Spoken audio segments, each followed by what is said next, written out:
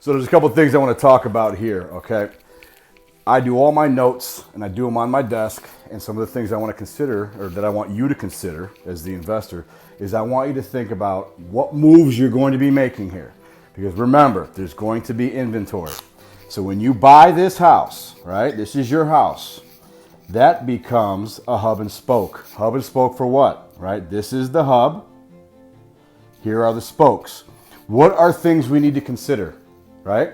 We're considering the risk wheel. Risk assessment. You need to look at the wheel every single project, every project. What are some of your major risks? You put a property, it's under contract. Now you're in production phase, equals P, phase one. You have things you need to do. You have 30 days, you have things you need to do. Assess risk, GC is a risk, right? Money is a risk, right?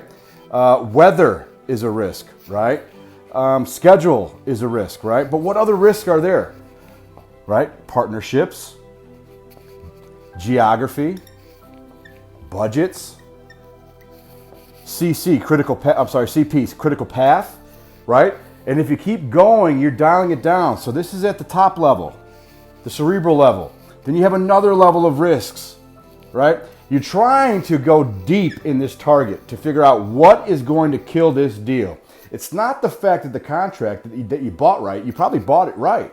It's you can't control what's happening here because this risk wheel goes towards construction, all right? You have to start looking at it. If you're a rehabber, you need to start looking at what's happening on your rehabs, and it's all about construction. This is phase one.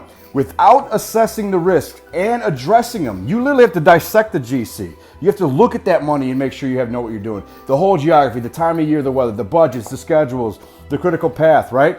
All of these things need complete revision every single day when you're in phase two, which is construction here, okay? You can't get to phase two effectively and efficiently if you haven't looked at all the risk, and you have to decipher the risk on every single project, not the portfolio, not a bundle of projects, but every single rehab has to be dissected, and you have to understand the risk associated with them. Again, this is extremely important. So for all you rehabbers and investors out there that are always trying to sell some product or give advice to another rehabber, unless your information that you're sharing is like this, don't share anything, because you're only stirring up the pot and making it worse. You're making it muddier. This is bringing clarity. You must assess the wheel. Your project is in the middle. We got to get to the bullseye. What's the key issue that's going to affect this project? And it really is the critical path. But ultimately, understanding the risk assessment wheel, breaking that down, and thinking about property A, and then do it again for property B, and then do it again for property C. What you're doing is you're setting yourself up correctly so that when you're in project management, because project management happens in phase two, all right? That's when we find out what you're made of. That's when an investor knows what they can and cannot do. That's when you're leading a GC. That's when you're delegating. That's when you're actually on track and tracking every single KPI. You cannot track KPIs if you're not looking at the risks. Why? Because risks also alter and affect KPIs, okay? So this is the risk wheel, right? I'll see you guys on June 1st. We're gonna talk about this a little bit more in camp. But understand one thing. Without looking at the project as a whole from day one, all you're doing is delaying the inevitable, which is lack of profit, lots of fires, tons of challenges, many issues. So when everybody's talking about what's a smooth rehab, please, if you haven't done any of this, prepare for a bumpy ride. Talk to you guys soon.